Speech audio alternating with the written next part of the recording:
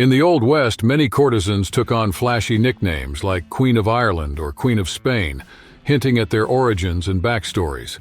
Those choices created mystery, reinforced identities, and worked like bait for clients eager for specific experiences and what felt exotic.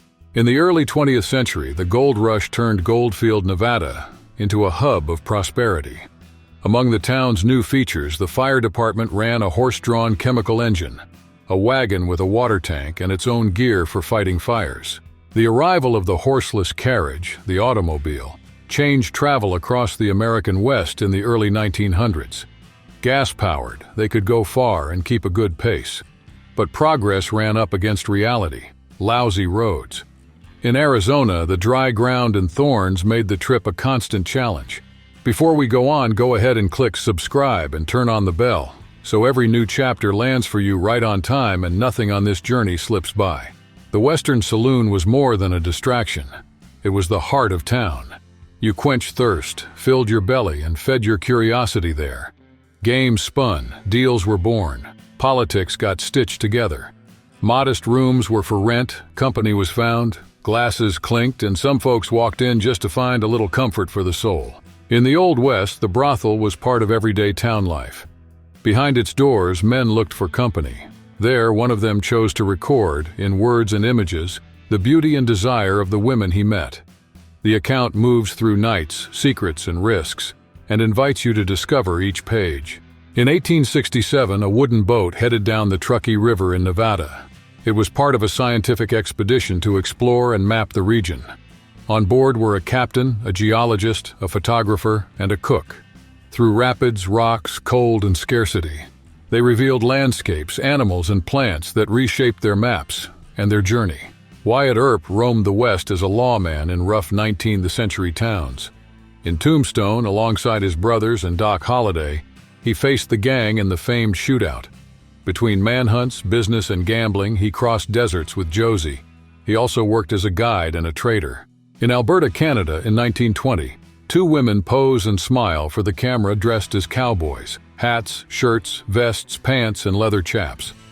On the left, the unnamed woman may have been a ranch hand or a rodeo athlete. On the right, Maud Beardsley, a star of the circuit who toured the world with Buffalo Bill's show. For Charlie Meadows, living meant exploring. As part of a scout troop, he crossed Arizona facing the risks and mysteries of the desert. He wasn't just a scout. He rode with skill and calm, handling horses with mastery. Courage, loyalty, and drive made him a standout. Two American cowboys became touchstones by mixing art and humor to portray the West. Bound by friendship and respect, they followed complementary paths. Will Rogers made audiences laugh with sharp observations. Charles M. Russell, in turn, immortalized the region in striking paintings and sculptures that still captivate. Edmund Richard "Hoot" Gibson, later a big name in Western films, started long before the cameras. Born in Nebraska, he became a cowboy as a kid, broke rank horses, and hit the rodeo circuit. Later, he took the craft to circuses and Old West shows, honing his roping, riding, and stage presence. In 1889, May and Gordon William Lilly joined the run that opened Oklahoma to settlers, fell in love with the region, and decided to stay. Gordon, Pawnee Bill, thanks to his ties with the Pawnee, devoted himself to sharing local culture and created a Wild West show that showcased the skills of cowboys and native peoples of the Old West. In 1889, May and Gordon William Lilly joined the run that opened Oklahoma to settlers, fell in love with the region, and decided to stay. Gordon, Pawnee Bill, thanks to his ties with the Pawnee, devoted himself to sharing local culture and created a Wild West show that showcased the skills of cowboys and native peoples of the Old West. Deputy U.S. Marshal Frank Dalton lived on a tightrope. After weeks in Indian Territory, he came back to Fort Smith with the weariness in his bones and stories he'd rather not tell. He brought in 6 men in irons. He turned them over to the authorities and, as he shut the jail door, took a deep breath. The law would keep speaking for him. No one knew where Eleanor Dumont had come from. One day she turned up in Nevada City, a French accent on her lips, and announced she was opening a casino. The news set the town buzzing. Soon the tables were packed. Over the green felt, she ran the game with precision and ease, keeping gamblers hooked night after night. Before we go on, go ahead and click subscribe and turn on the bell. So every new chapter lands for you right on time and nothing on this journey slips by. Between 1866 and 1869, Alfred A. Hart captured in stereoscopic photos the pioneer train of the Transcontinental Railroad squeezing through a narrow corridor between the reddish rocks of Royal Gorge, a canyon about 10 miles long that follows the Arkansas River, showing the audacity of the project and the power of the landscape. In 1920 in Los Angeles, Richard Farnsworth was born to an engineer and a homemaker. He grew up fascinated by horses and rodeos. In the 1930s, he got into the studios as an uncredited stuntman, taking part in horse races and cavalry fight sequences. Among the revolvers of the era, the percussion cap Colt 1860 Army stood out. When Rollin White's patent expired in 1869, Colt launched metallic cartridge conversions. The Richards conversion adapted the 1860. In the photo, a Native American holds a 1860 Army with a Richards conversion and a nickel finish. At the Denny Livestock Ranch in Lame Deer, Montana, brothers Reuben and Wesley Busenitz worked cattle. Northern cowboys, they kept the West's tradition alive. Saddle up early, eyes on the horizon, and respect for the land. Hats, bandanas, vests, and leather gloves were both tools and shelter from the weather and the risks of the range. In 1920, a team of 20 mules hauled wagons along the Devil's Dance Trail in Death Valley National Park, California. Crossing the arid, rocky ground, they linked the mines to the nearest railroad, carrying borax, essential for making soap and glass. In 1919, rodeo competitor Kitty Canutt mastered the horse Winnemucca in a contest in Rawlins, Wyoming. 3 years earlier, in Pendleton, Oregon, she had already taken the all-around champion title. Because she wore a diamond in her front tooth, she earned the nickname that stuck, the Diamond Girl. They were deputy marshals serving Judge Isaac Parker, the hanging judge. In Fort Smith, Arkansas, they patrolled borders where the law was fragile. There, outlaws and clashes with native peoples tested every move. To lay down order and make it home alive, they relied on Winchester 1873 rifles, which fired repeatedly without reloading. Founded in 1881, the Canadian Pacific Railway set out to stitch Canada from coast to coast. The crossing demanded grit. Rivers and mountain ranges threw up obstacles. At the same time, there were social clashes, from indigenous resistance to the exploitation of immigrant labor on the workfronts. 5 Texas Rangers made camp on the outskirts of Alice. They'd come to track a troubling rumor. On the vast, famous King Ranch, cattle were vanishing without a trace. Amid maps, stakeouts, and dusty trails, the elite unit prepared to find who was bleeding the herd, and why. In 1958, a Western starring Mamie Van Doren hit theaters. Behind the scenes, a key hand on crucial sequences, without his name in the credits, was Ben Johnson, an Oklahoma cowboy and roping master. The 1953 world champion in team roping brought skill and authenticity to the set of Born Reckless, setting the pace for the riding scenes and giving the story some real grit. In the promo photo for Rio Bravo, 1959, Angie Dickinson appears as Feathers alongside John Wayne as Sheriff John T. Chance. Under Howard Hawks' direction, the plot follows a sheriff who, with only a few allies, resists a gang's pressure to keep the town safe and prove the law still has a voice. We want to hear from you. What do you think of these historic images? Drop your comment and subscribe to our channel to see more content like this. In 1884, Annie Oakley joined Buffalo Bill's Wild West and kicked off a turning point. In the ring, her aim became the headliner, sold-out crowds, applause, and headlines. From town to town, the fame crossed borders, turning Annie into an emblem of skill and courage in the American West. Soon, newspapers were fighting over her story. Belle Starr, born Myra Maybelle Shirley, became a character in both the papers and in history. Raised in the American South and coming of age in Missouri, she split her time between dances and studies until she got close to the James and Younger brothers. From that circle came the detour, ties that dragged her into crime for good. In South Texas near Rialtos, Duval, the birth of Company D of the Texas Rangers, left a lasting image. Up front, 2 men cleared the way. They wielded knives before pistols, a calculated choice that revealed method, an order of action, and the tension of a force still taking shape. Before we keep going, click subscribe and drop a like. On February 16, 1887, 12 Texas Rangers lined up in front of a grocery in Cotulla. The austere, deliberate image carries a telling clue. At least 4 wore boots with V tops. In that detail, a social code. Clothing organized hierarchies and signaled who belonged in that world.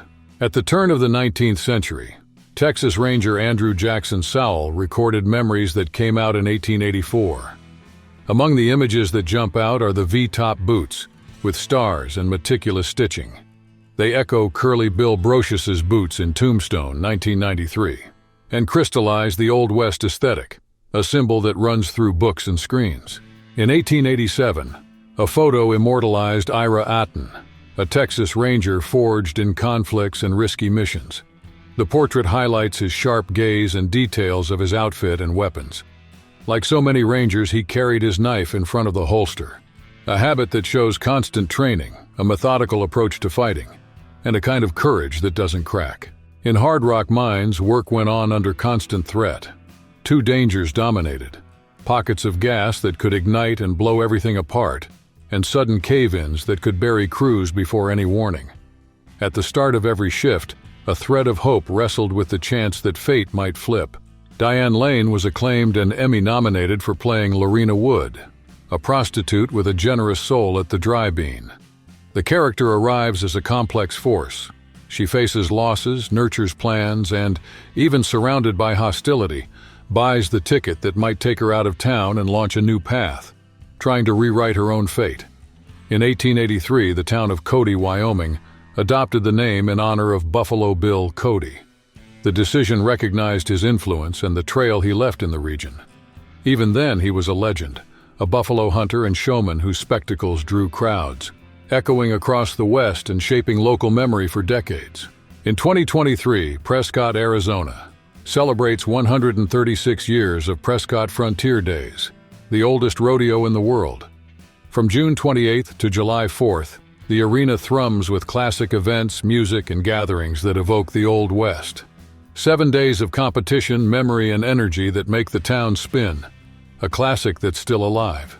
At Vera McGinnis's debut in the Grand Circus at Madison Square Garden, New York held its breath. She crossed the ring at a gallop on a black horse, an image straight out of an old postcard. Her long skirt swept the sawdust. With a crisp lift of the reins, the crowd bowed into silence and then erupted in applause. Before we keep going, click subscribe and drop a like. During the California Gold Rush, women set out with all kinds of trades: seamstresses, cooks, shopkeepers, teachers. Far from the labels of prostitutes or gamblers, they opened paths. On frontier stages, singers, dancers, and actresses turned art into a living and a doorway to new opportunities. Between 1879 and 1883, Black Bart spread robberies across Northern California. His focus was the stagecoaches crossing the Russian River Valley between Sonoma and Mendocino. He became famous for his way of operating.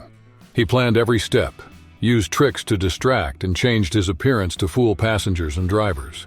Raquel Welch hit the movies in 1965 and in short order gained ground. In 1968, she took the leap that changed her course. She was cast in the Western Bandolero. With that turn, her image took hold on the screen and the public began to associate her with memorable figures, opening the door to bolder choices and larger-scale roles. In 1913, the Red Light Abatement Act promised a cleanup. In 1920, Prohibition tightened the clampdown.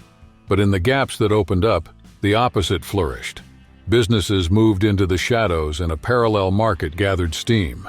Underground prostitution and bootlegging thrived, feeding an entire shadow economy. In the 1870s, a portrait captured Texas Ranger Gus Gildea in quiet focus. The image suggests the routine and tension of the frontier. A lean outfit, firm posture, the look of someone sizing up the ground. The boots with V-shafts say a lot, practical on rough terrain and an object of respect among the men of the time. In the photos, one detail stands out: the way a ranger carries his knife. Check the operator on the left. He rotates the blade toward the front of the holster, a deliberate choice. That way, the setup stays always accessible and shortens the hand's travel, ensuring a quick draw when the pressure spikes without losing control of the gear. Before we keep going, click subscribe and drop a like. In 1878, MC Ragsdale captured 2 images that crossed time. In them, the Texas Rangers, led by Captain Dan Roberts, appear gathered at the camp set up near Fort McCavitt in Menard County. The scene lays bare patrol routine and the raw nerve of the old western frontiers. In Lee County, tough years forged James S. Scarborough. His reputation with a revolver opened doors as banditry surged. Confidence led to the vote.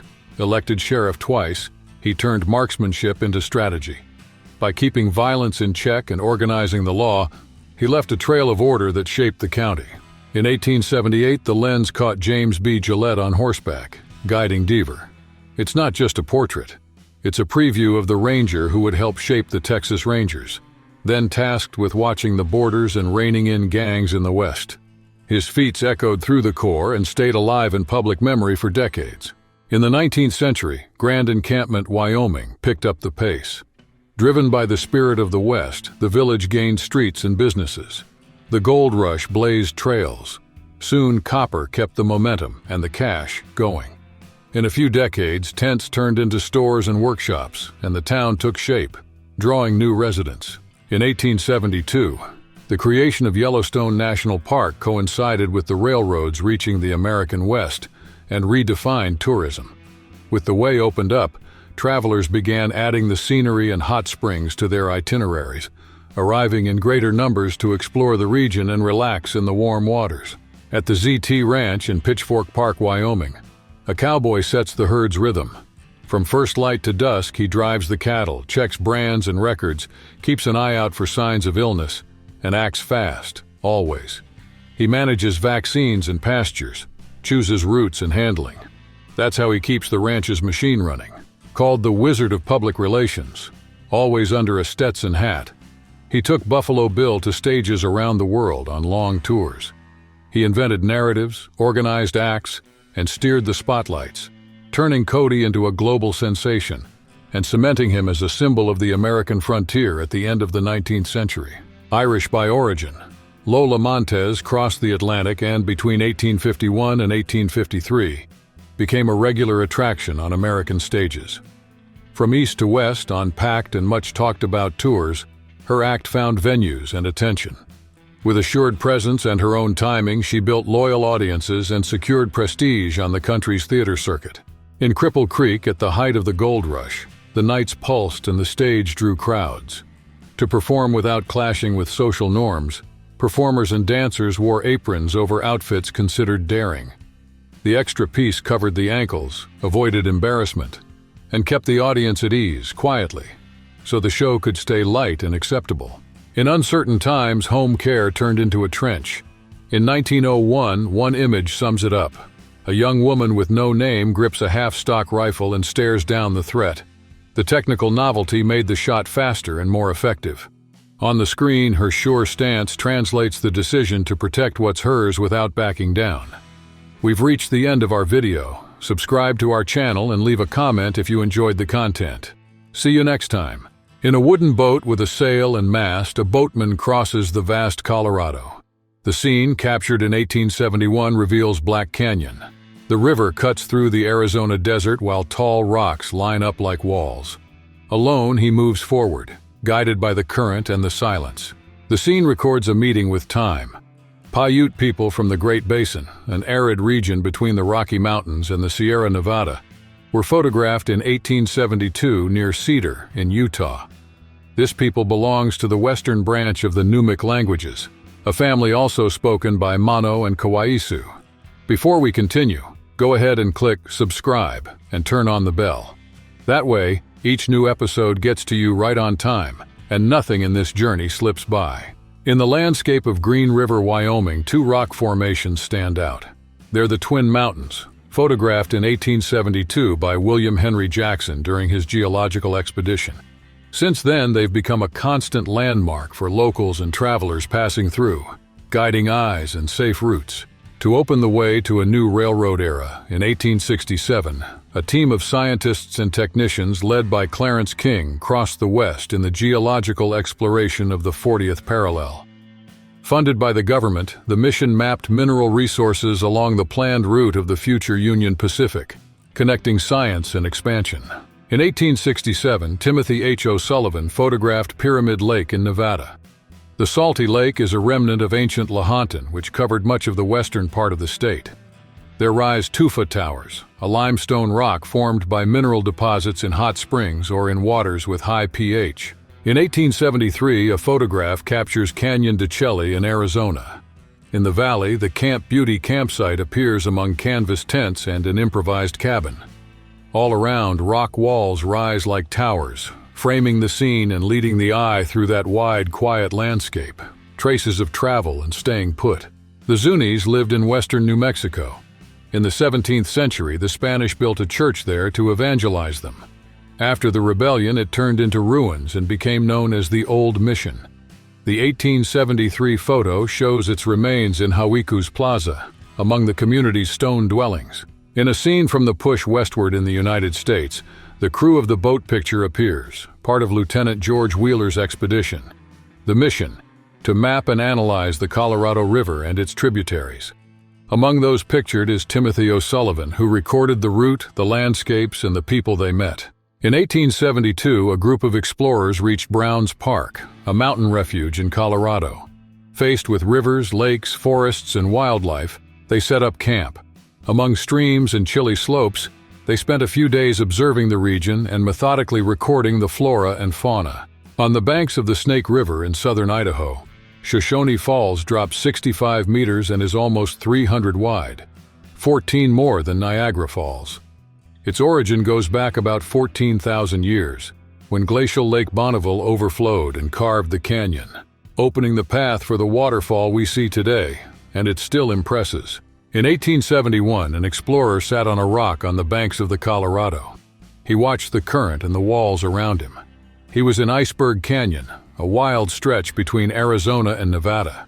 He was part of a team of scientists on a mission to map and understand that still little-known region. In the image appears the wagon that carried Timothy O'Sullivan's darkroom, a name tied to the Civil War in the West. 4 mules pull the vehicle as they move across Carson Sink, a closed basin in the Carson Desert of Nevada, where the dry terrain shapes the path and the history unfolding. Before we continue, go ahead and click subscribe and turn on the bell. That way, each new episode gets to you right on time and nothing in this journey slips by. After the Comstock Lode silver strike, Gold Hill sprang up next to Virginia City. Smaller but active, the community reached about 8,000 residents at its peak between 1868 and 1888. During that period, mines like Yellow Jacket, Crown Point, and Belcher each paid out more than $10 million in dividends. In Nevada's Pahranagat territory, miners in 1871 built a wooden ramp to extract gold. At the top, a pulley connected 2 rails and guided the flow. The ore cart went up powered by the system and came down for a new continuous cycle, running day after day at the Illinois mine, keeping production going. In 1867, photographer O'Sullivan arrived in Virginia City, Nevada, in the United States, determined to document the Savage and Gould and Curry mines of the Comstock Lode. To show the miners' real work, he went down about 300 meters underground, facing near total darkness to get his images. At the top of Canyon de Chelly, a sacred place for native peoples, a photo from 1873 captures the scene. Reddish rock walls snake for miles, opening fissures that lead the eye. Down below, green growth follows the creek, creating contrast and revealing the scale of the canyon. In 1872, north of the Colorado Plateau, a river in the American Southwest shaped a landscape of rocks and canyons. There, cliffs rose from the valley like giant steps, and as the sun crossed the sky, it traded shadows and highlights, revealing layers of time. At every bend, the view took your breath away and invited you onward. In 1875, under steady sun in the Great Basin, a Paiute group gathers for an outdoor portrait. In the shade of a tree, possibly at Cottonwood Springs, Washoe, Nevada, they line up in 3 rows. The shutter clicks, glances meet, smiles appear, and memory takes shape. In 1872, Utah witnessed a meeting carved by time. 2 canyons, sculpted by wind and water over millions of years, came together. The Green and the Yampa embraced where the Green River split, stitching the landscape and leaving an unforgettable landmark. Zooming into the image, a layered story appears. Almost 150 years ago, photographer O'Sullivan recorded the trace of a traveler from 1726, an inscription in Spanish carved into the sandstone of Inscription Rock in New Mexico. It tells of the passage of Ensign Don Joseph de Paiva Vasconcelos on February 18th of that year. The Navajo people, who called themselves the People, spoke a language of the Athabascan family and were part of the culture of the Southwest. Migrating from the north, they settled on the plateau that crosses Arizona, New Mexico, and Utah, where, over time, they established the largest native reservation in the United States. In 1873, the White House ruins reveal the ancient home of the Pueblo, Anasazi, in Canyon de Chelly, Arizona.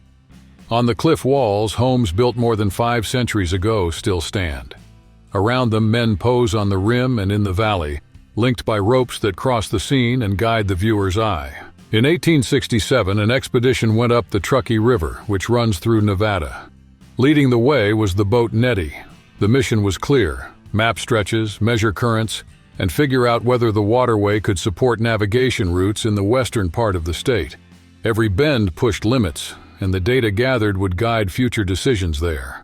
From the top of the hill you could see Santa Fe, founded in the 17th century under Spanish rule. In 1873, New Mexico's capital kept its original look: low streets, adobe houses that held the desert heat, and stone churches marking the skyline, a bridge between past and present. In 1871, Maiman, a Mojave native, guided and interpreted for explorers who crossed the Colorado region for months.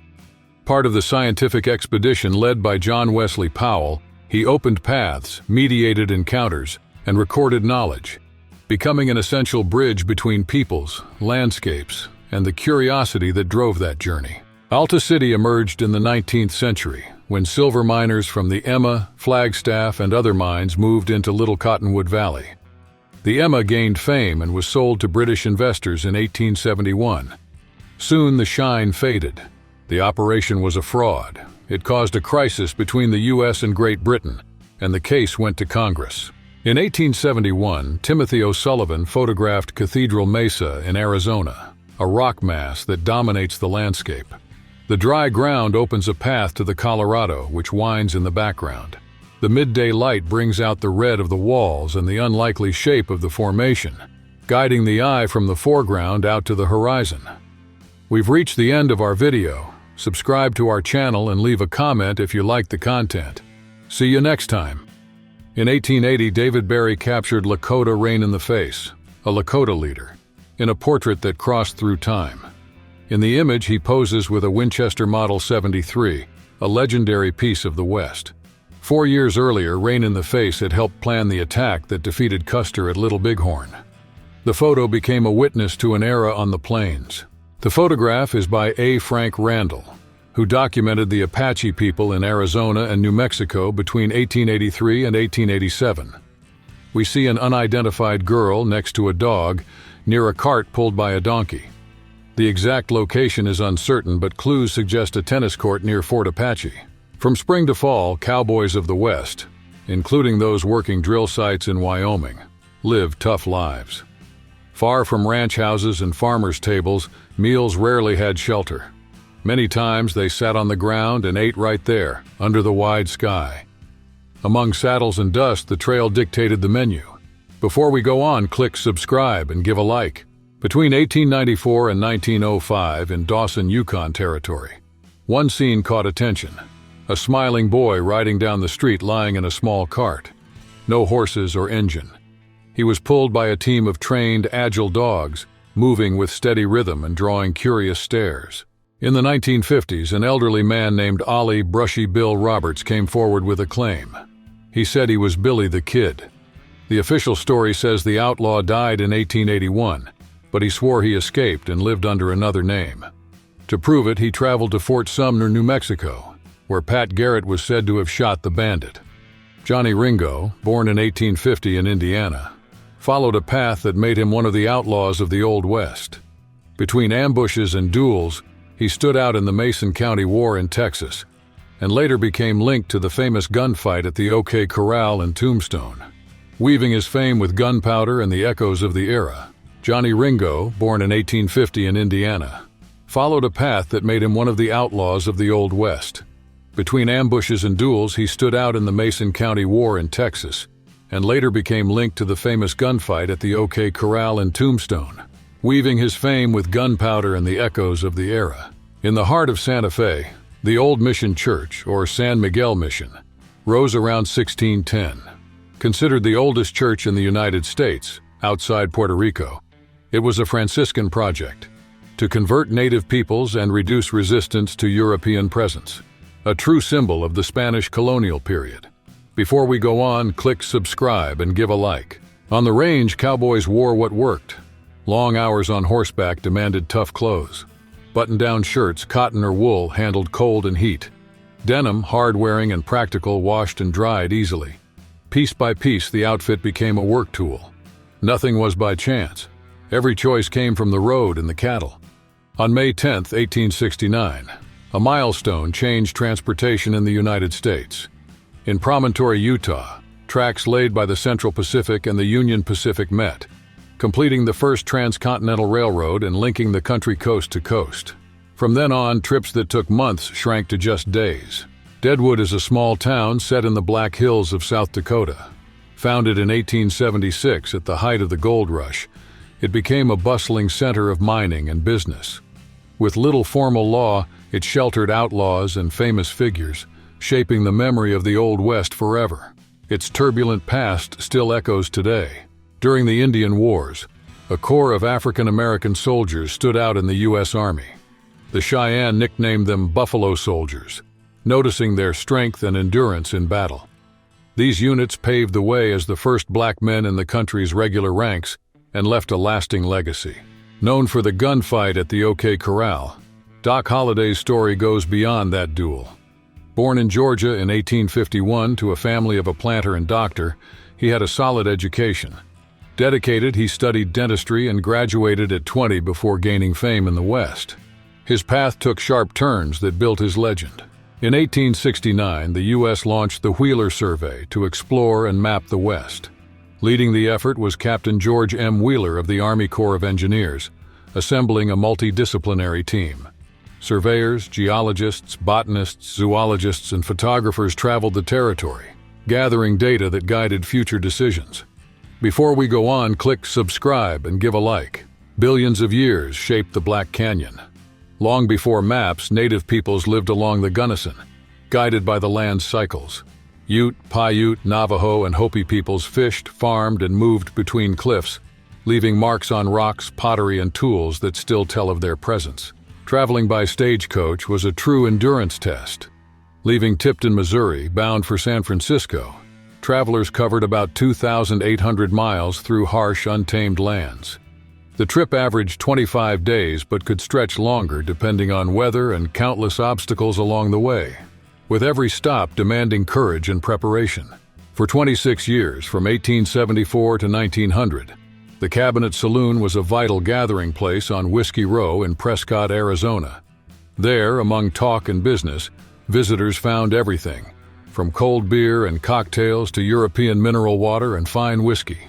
A place where routine, fun, and stories crossed the bar. Alfred A. Hart, a U.S. photographer, earned recognition by documenting the construction of the Transcontinental Railroad, the project that linked East and West in the 19th century. Born in England in 1816, he moved with his family to America at age 9 and turned his images into a visual record of the nation's transformation. In the 19th century, Crazy Horse, born around 1840, grew up immersed in Lakota traditions. As a young man, he learned his people's values and showed courage and tactical skill in battle. Earning prestige, he rose to leadership and led resistance against the U.S. Army's efforts to push them from ancestral lands. Between 1896 and 1897, the Rufus Buck Gang terrorized Indian Territory, now part of Oklahoma. The group included 5 young men of mixed heritage, 2 African Americans and 3 tied to the Creek and Seminole nations, who robbed farms, stores, and travelers, leaving a trail of violence.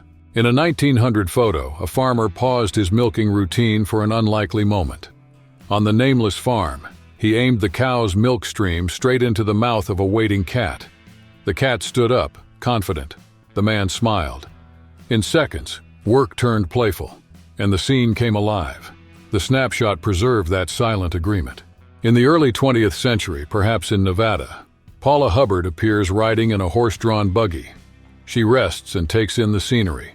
Nearby, an alert dog shares the road. Amid the sounds of wheels and hooves, the scene ties together time and movement, like a journey briefly suspended. In the 19th century, the Old West brought together settlers, adventurers, outlaws, and native peoples. Amid dust and danger, many familyless men saw saloons as more than businesses. They were havens to share stories, ease worries, plan tomorrow, and forge bonds that kept them going. In Deadwood, South Dakota, the old-style saloon Number 10 opened in 1876 at the height of the gold rush. Over the years, it became the stage for tales that shaped the Old West. The most famous happened at a poker table. James Butler Wild Bill Hickok was shot there before witnesses, sealing the bar into legend. In the 19th century, what would become the Old West gathered settlers, adventurers, outlaws, and native peoples.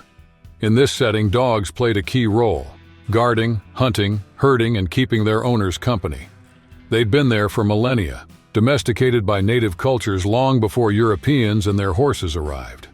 We've reached the end of our video. Subscribe to our channel and leave a comment if you liked the content.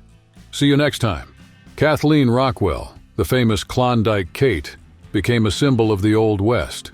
At the height of the Klondike Gold Rush in the late 19th century, she lit up cabarets and saloons as a dancer and singer. Her path crossed cities and long nights. With a strong presence and stage talent, she won fame and the nickname that made her legendary. Around 1893, the shoreline had a curious sight.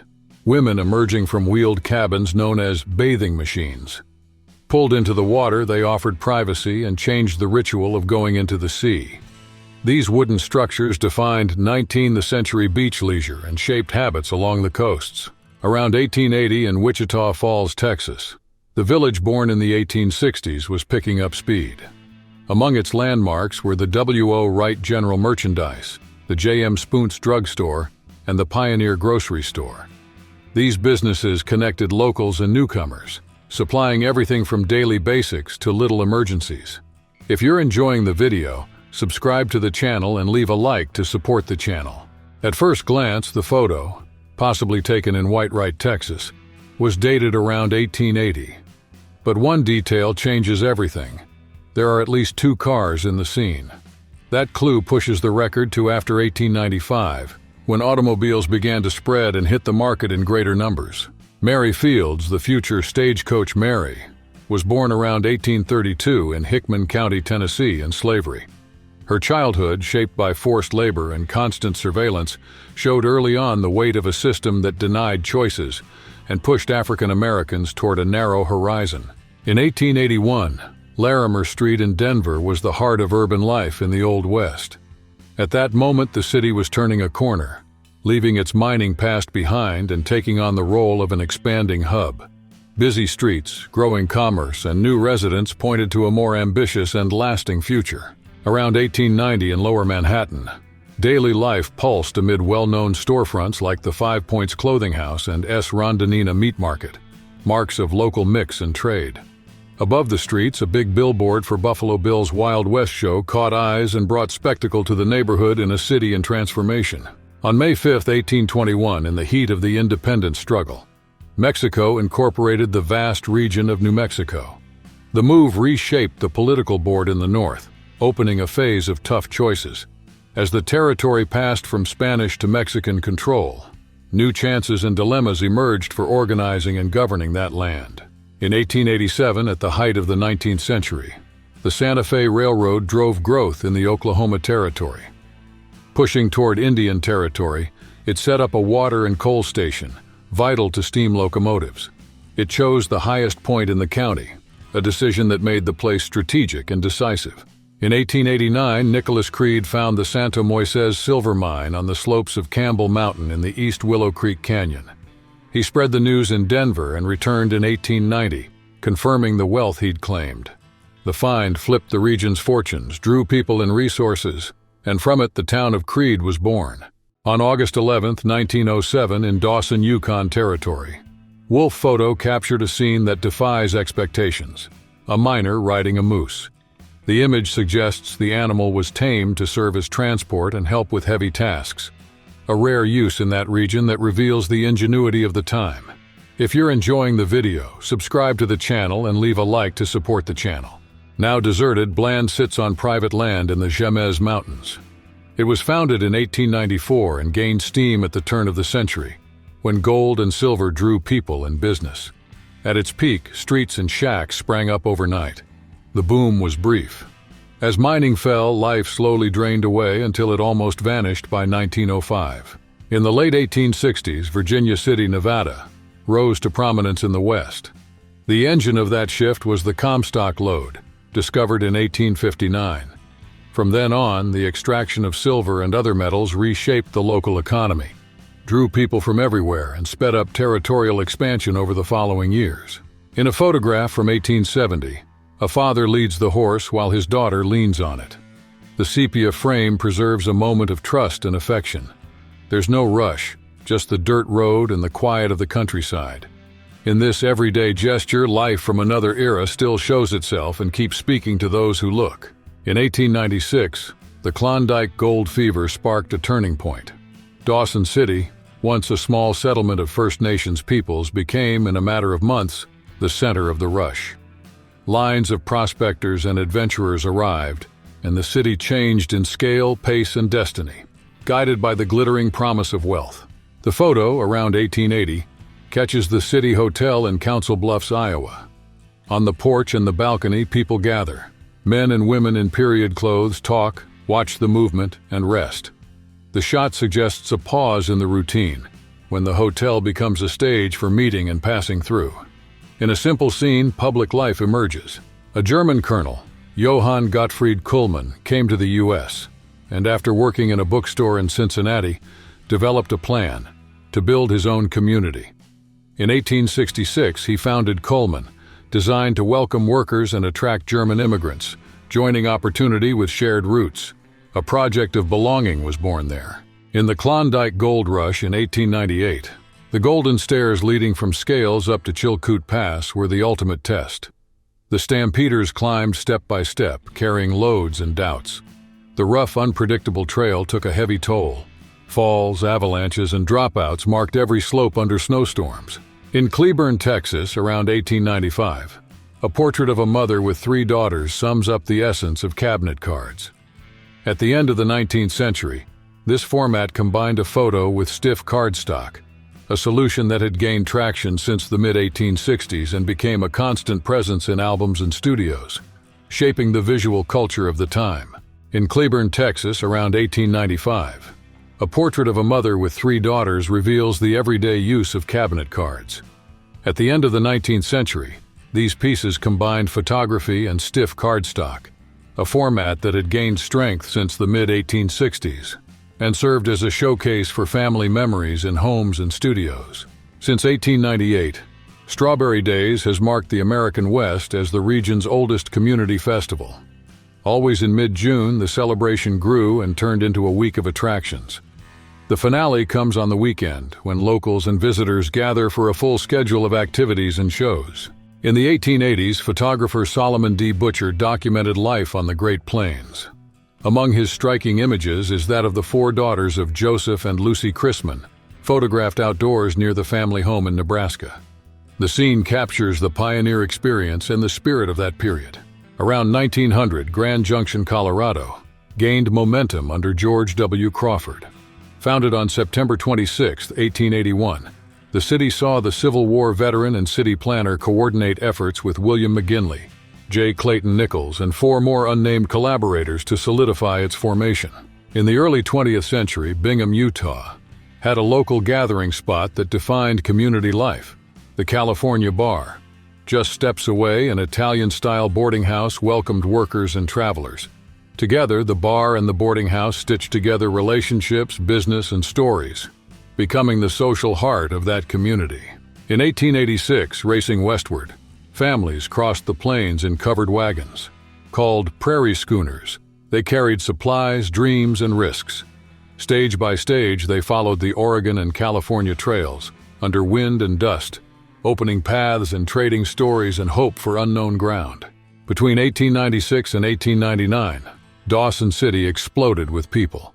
The rush drew wave after wave of newcomers, and estimates vary. Some say 30,000, maybe 50,000. At the docks and in the streets, miners, prospectors, shopkeepers, bar owners, bankers, gamblers, sex workers, and adventurers from everywhere all mixed together. In Fort Worth, the Sweetwater Saloon was the go-to spot for anyone looking to unwind. No set time, just habit. Packed counters, easy conversation, and an irresistible draw. Beer for 5 cents. Between toasts, dogs at their owners' feet reminded everyone that the place welcomed all. With the door open to pets, Helena, now Montana's capital, emerged in the late 19th century.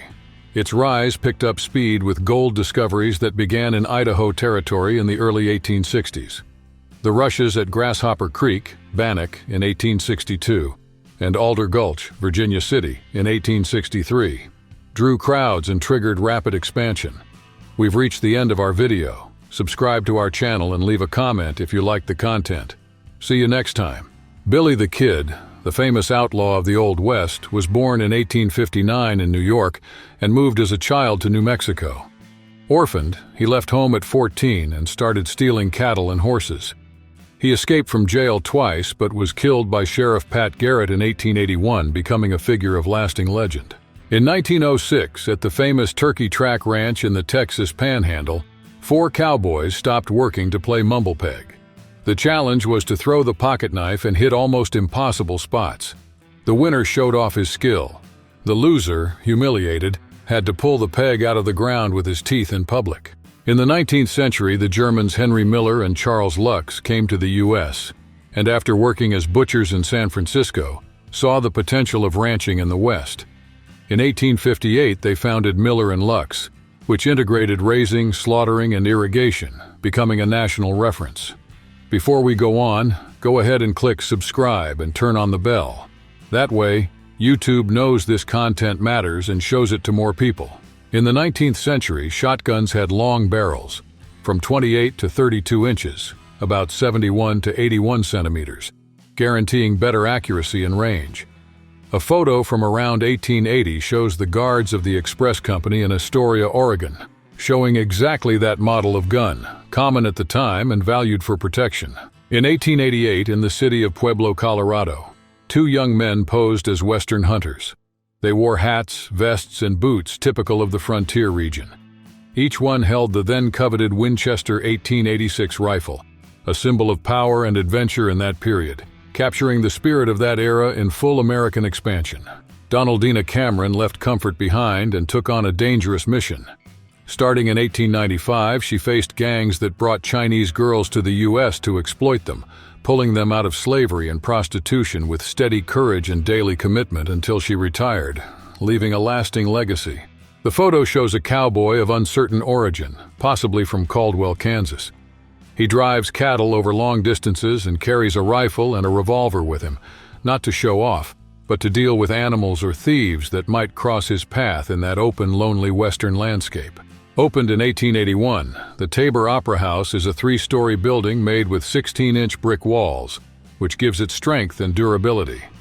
Even after so many decades, since the 19th century, it still shows its original form and reminds everyone who passes by of the care with which it was built. On October 17, 1906, the theater in Deadwood was packed. The audience made a strong impression on Charles Chapin, an actor in the company that night. In his diary, he wrote that the townspeople, enriched by gold from the Black Hills, spent freely and constantly looked for carefree entertainment. Roy Rogers, one of the first cowboy music stars in the movies, wore shirts made by Nathan Turk, a Russian tailor who moved to Los Angeles. Turk became a reference in Western-style clothing, creating striking pieces for movie and music artists, including all the ones worn by Rogers in the 1940s. Vera McGinnis and Earl Simpson met in the rodeo arenas, and that's where the marriage began.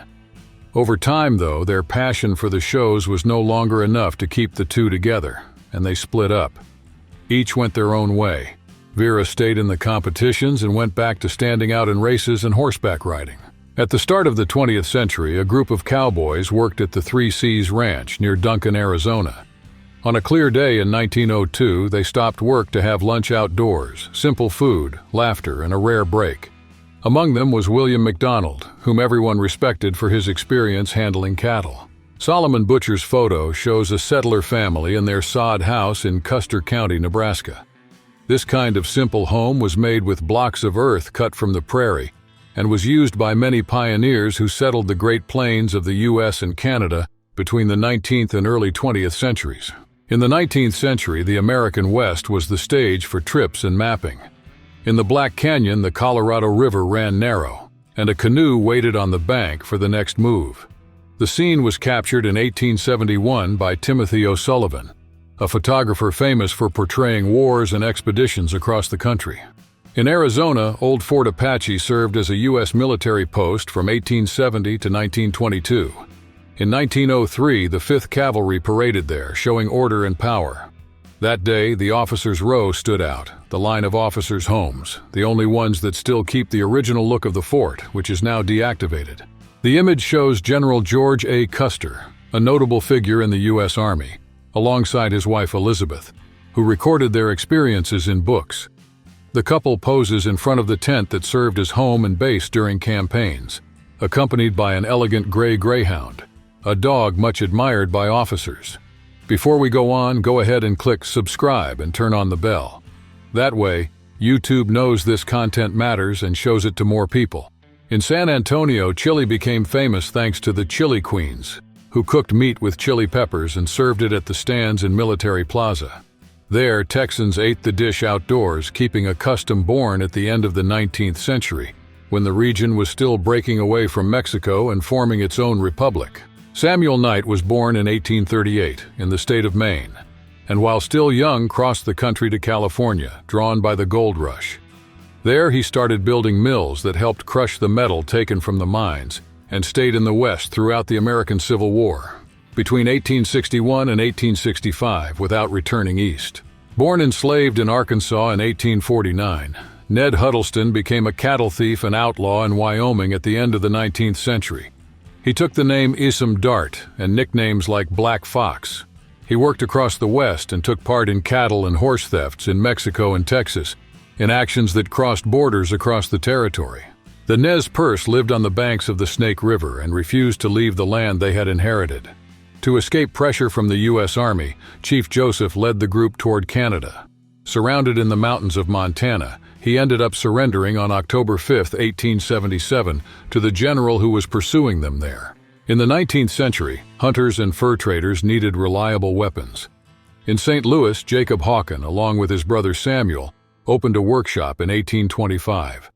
There they designed a muzzle-loading rifle, tough and dependable, that became known as the Hawken and turned into a standard on Western trails. Between 1896 and 1899, the Klondike River in Canada became the scene of a gold rush after the discovery made on August 16, 1896. When the news reached Seattle and San Francisco the following year, about 100,000 people headed for the Yukon through Alaska, facing tough routes. Many didn't make it or came back without fortune. In the Rocky Mountains in the 19th century, John Johnson, called Liver Eater, started living only to avenge his wife killed by the Crow. A fierce and skilled hunter, he chased down each enemy, tore out their liver and ate it until he became a feared figure and among mountain men a respected one. In 1868, photographer Timothy O'Sullivan captured a worker pulling a metal cart loaded with ore taken from the mines of the Savage Works in Virginia City, Nevada. The scene quietly shows the hard, non-stop effort that kept silver mining alive in that dry western region in the 19th century. The striking look of cowboy shirts came from the old Wild West shows and rodeos in the frontier regions. There, cowboys showed off skill and courage, and the shirts, made with bright colors and embroidery, reflected the culture and identity of those men, who would become a hallmark of the Western world. Created in 1993 by Texan Robert Summers, the bronze sculpture Trail Boss shows the boss of a 19th century cattle drive. Put up in Ogallala, Nebraska, on the old Western Trail, it pays tribute to cowboys and travelers buried in Boot Hill Cemetery. We've reached the end of our video. Subscribe to our channel and leave a comment if you like the content. See you next time.